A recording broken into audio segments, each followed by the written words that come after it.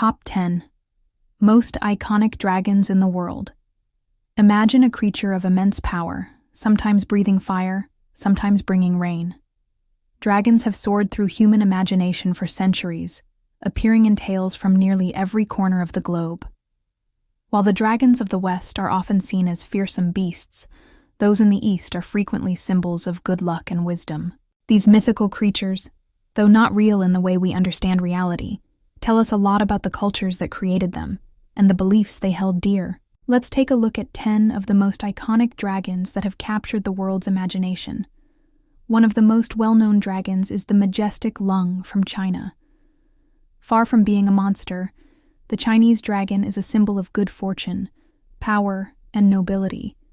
Its appearance is quite unique, said to be a combination of 9 different animals, with the horns of a deer, the head of a camel, and the scales of a fish, among other features. Historically, the dragon was strongly linked to the Emperor of China, representing his imperial authority. These dragons were also believed to control the weather and water, ruling over rain, rivers, and seas. Even today, dragons play a role in Chinese culture, such as during the Dragon Boat Festival. The number of claws a dragon had even indicated social status, with 5 claws being reserved for the emperor. The Chinese dragon embodies the spirit of the Chinese people, representing innovation and independence, and is generally seen as a kind and wise creature, unlike its often fiery counterparts in the West. Moving east to Japan, we find the terrifying Yamata no Orochi. This is no benevolent bringer of luck, but a fearsome serpent or dragon with 8 heads and 8 tails. Its size was said to be immense, stretching across 8 valleys and 8 hills. Its appearance was equally frightening, with red eyes like winter cherries, and even moss and trees growing on its back, with a constantly bloody belly. Legend tells of Orochi terrorizing the province of Izumo, demanding the sacrifice of young girls each year.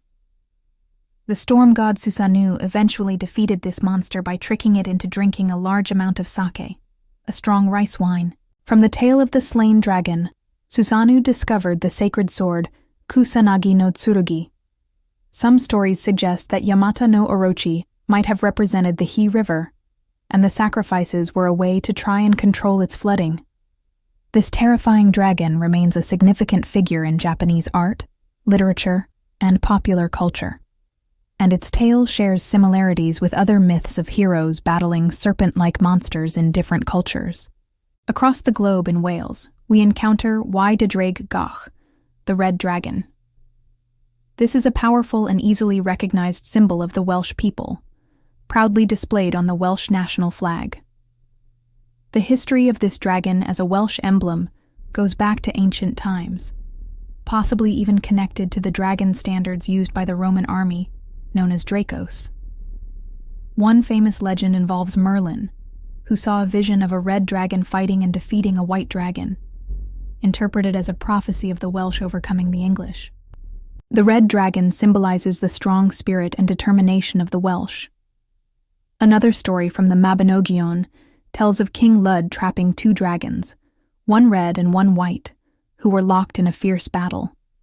It seems the Welsh dragon evolved from a possible Roman military symbol to a representation of resistance against invaders, eventually becoming a strong national emblem. Today, it continues to represent national pride and unity, appearing on flags, city crests, and throughout Welsh culture. In Norse mythology, we find Fafnir, a dragon with a tragic tale of greed. His story is told in the Volsunga saga. Fafnir began as a dwarf who transformed into a dragon because of his intense desire for cursed gold. He even killed his own father, Hreithmar, to get the treasure hoard of Andvari. In his dragon form, Fafnir was likely flightless and resembled a large snake, guarding his treasure at a place called Nidaheath. The hero Sigurd, also known as Siegfried in some tales, eventually slew Fafnir with the sword Gram, with the help of Fafnir's own brother, Regin. After tasting Fafnir's blood, Sigurd gained the ability to understand the language of birds, which warned him of Regin's plan to betray him. Fafnir's transformation from a dwarf to a dragon serves as a powerful reminder of how greed can corrupt and change a person into something monstrous. This greedy dragon also heavily influenced J.R.R. Tolkien's creation of Smaug in The Hobbit. The myth explores themes of greed, treachery, and the consequences of one's actions. Greek mythology brings us the Lernaean Hydra, a terrifying water monster with multiple heads and a serpentine body. Its lair was in the marshes of Lerna, which was believed to be an entrance to the underworld. What made the Hydra particularly fearsome was its unique ability. For every head that was cut off, 2 more would grow back in its place. Slaying the Hydra was the second of the 12 labors assigned to the hero Heracles, also known as Hercules. To defeat the monster, Heracles, with the help of his nephew Iolaus, used fire to burn the stumps after cutting off each head, preventing them from growing back. The central head of the Hydra was immortal, so Heracles buried it under a heavy rock. He also dipped his arrows in the Hydra's poisonous blood, making them deadly. The Hydra's ability to regenerate has made it a lasting symbol for problems that seem to get worse the more you try to fix them, often requiring creative solutions. This iconic monster appears in various forms of art, literature, and modern entertainment, often representing resilience and the fight against inner struggles. In the mythology of ancient Mexico, particularly among the Aztecs and Mayans, we find Quetzalcoatl, the feathered serpent. His name means feathered serpent, or precious serpent, and he embodies the connection between the earth, serpent, and the sky, feathers. Quetzalcoatl was associated with many things, including wind, the planet Venus, merchants, the arts, knowledge, and learning. Myths tell of his role in creating the world and humanity. He was also said to be a priest-king of Tula, who did not believe in human sacrifice.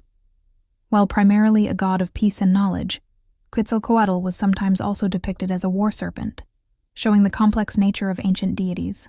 He held a significant place in the Aztec ritual calendar and religious practices, and was represented in Aztec codices and art as a plumed serpent, a bearded man, or as Ehecatl, the wind god.